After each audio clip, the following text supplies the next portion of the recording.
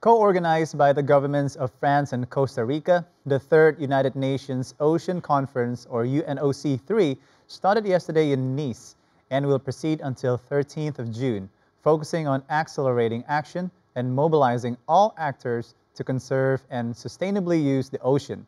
Indonesia, as the world's largest archipelagic nation with over 17,000 islands and jurisdiction over 6.4 million kilometers of ocean space, plays a pivotal role in global ocean sustainability.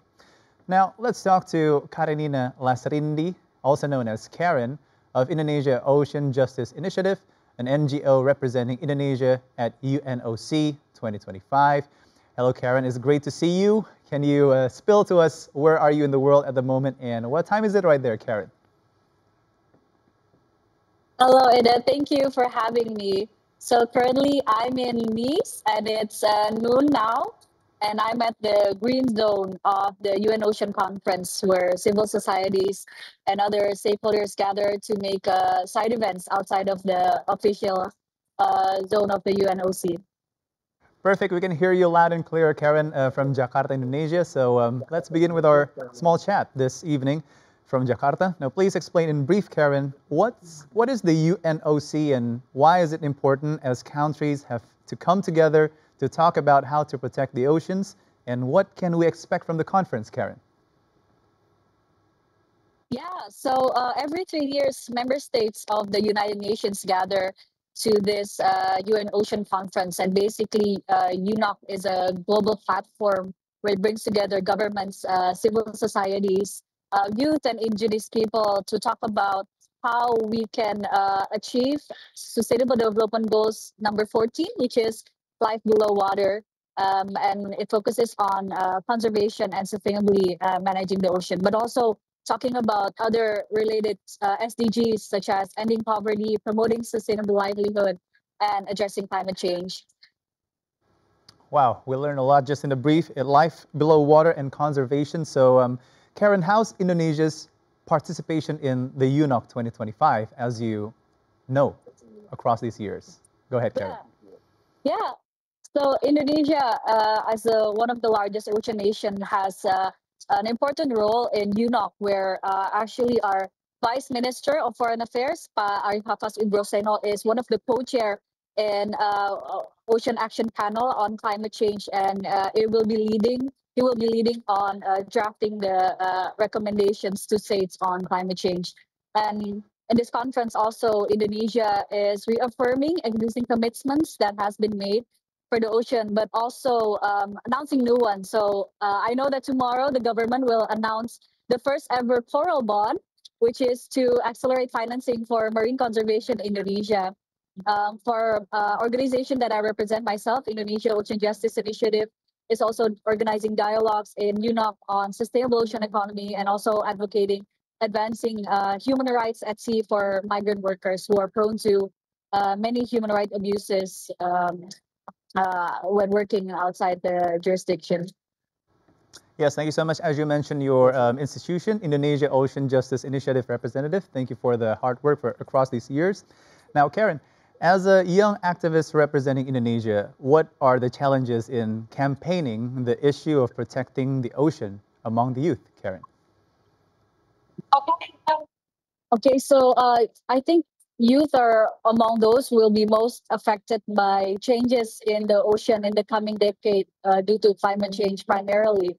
But however, youth representation in decision-making processes remains limited, especially for youth who are from affected communities, such as indigenous people, coastal communities, and women.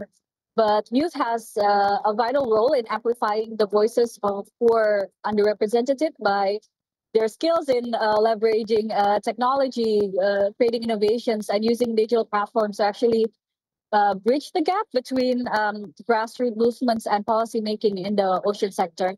Well, I feel incredibly fortunate to be here in Nice, participating directly in these important dialogues. But unfortunately, many youths do not have the same opportunity. So yeah. Yes, thank you for taking that opportunity and be there among the youth in Indonesia. and to bridge the gap among us. Now, Karen, how do you see Indonesian government's attention and act towards issue of the ocean so far? Okay.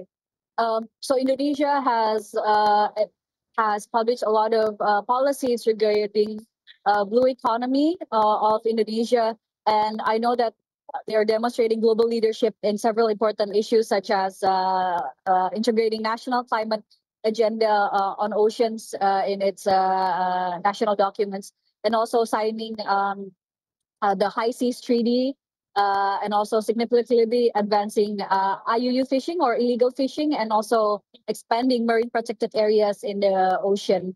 But I also see some rooms for improvement for the government, such as we are still seeing a lot of problems on systemic poverty in small scale fishers who has limited access for social protection and recognition. We see that effectiveness of NPAs, marine protected areas, are still they need attention. Marine pollution is a major issue where stronger upstream interventions and rapid policy shifts needs to be made. But overall, many also large-scale economic activities in the ocean, such as mining, infrastructure projects, need to be carefully assessed on its impact to the ocean and coastal communities. We know that from the Raja Ampat recent discourse that there are a lot of issues on how we sustainably utilize ocean resources. Yes, thank you for mentioning about the Raja Ampat and also the poverty of small-scale fishermen. Now, I'm not going to keep you for long, Karen, so this is going to be my last question. Is there any message that you want to deliver from Nice to Jakarta, Indonesia, to all the viewers watching right now, Karen? Yeah, so I think for us all, we know that this decade is a very decisive decade. We are at a crossroads as we approach many deadlines for climate targets, sustainable development targets. And if we miss these targets, the path to having a sustainable and even livable ocean will become significantly more difficult due to accelerating impacts and changes. So for everyone, whether you're in Nice, in Jakarta, in every part of Indonesia, we must continue to push for systemic changes, and all actions need to be taken account when we want to see a livable future for us and future generations. Great message, Karen. Sustainable and livable ocean in Indonesia and all across the world on planet Earth. So thank you so much for taking the time to talk to us in TVRI World. You have a great day in Nice, France there, Karen.